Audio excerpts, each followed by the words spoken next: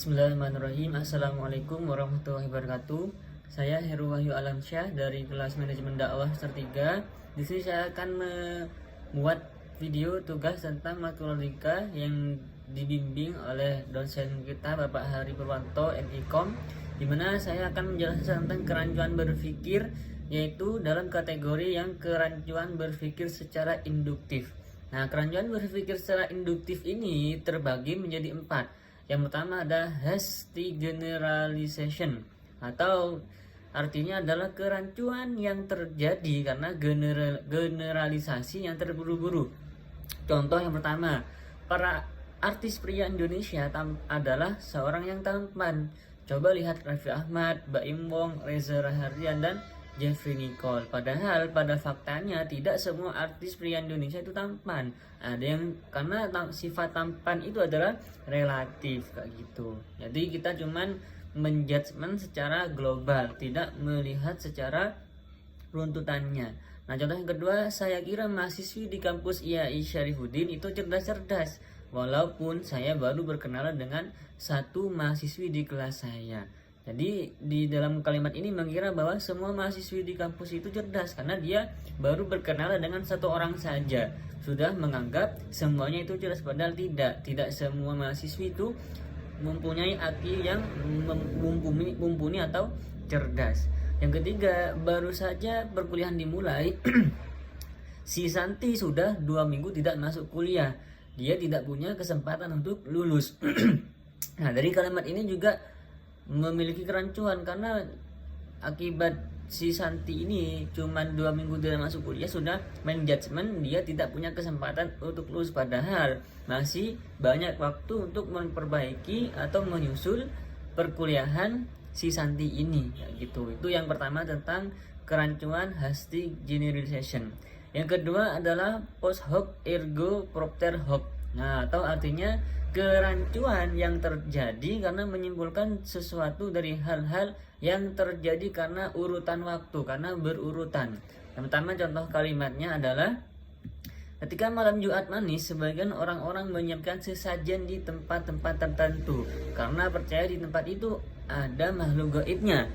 Nah, ketika besok paginya atau Jumat paginya, orang-orang merasa puas karena mereka kira sesajen yang disiapkan dimakan oleh makhluk gaib itu tadi. Padahal sudah jelas di situ hanya kerancuan berpikir karena tidak mungkin hal gaib itu memakan hal yang fakta. Jadi mungkin kebanyakan bisa jadi sesajennya itu dimakan oleh orang-orang sekitar, diambil makanannya kayak gitu.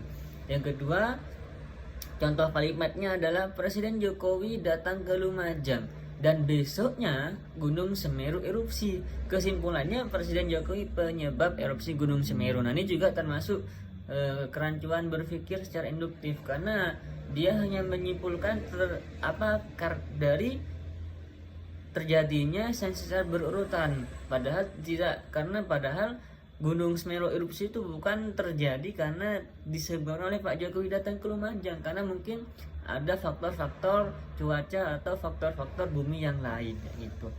Yang ketiga, seorang santri berdebat. Contoh kalimat yang ketiga adalah seorang santri berdebat dan melawan aturan pengurus pesantren, dan esoknya dia tidak naik kelas madrasah diniyah. Kata pengurusnya, nah itulah hukuman santri yang melawan pengurus. Nah, dari kerancuan berpikir ini tadi disimpulkan bahwa seorang santri ini tidak naik kelas gara-gara dia melawan atau berdebat dengan aturan pesantren, padahal tidak ada sangkut pautnya. Si santri ini mungkin tidak naik kelas karena dia tidak belajar atau tidak memahami materi yang ada di kelas ya itu. Itu yang kedua tentang post hoc ergo propter hoc. Yang ketiga, argumen yaitu dari keheningan, the argument from silence.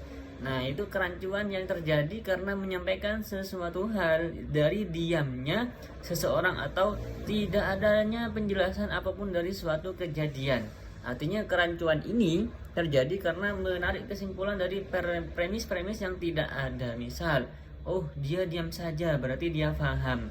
Karena tapi pada faktanya tidak semua orang yang diam itu berarti dia paham. Mungkin dia masih istilahnya mencerna materi yang disampaikan kayak gitu. Yang kedua, contoh kalimatnya tidak ada bukti kalau Rudi pernah mondok.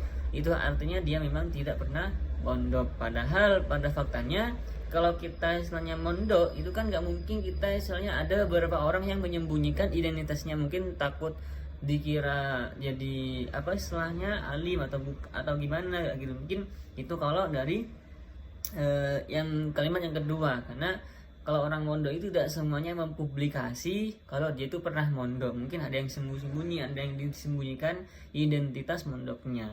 Contoh kalimat yang ketiga adalah Novan tidak pernah bertanya selama waktu perkuliahan.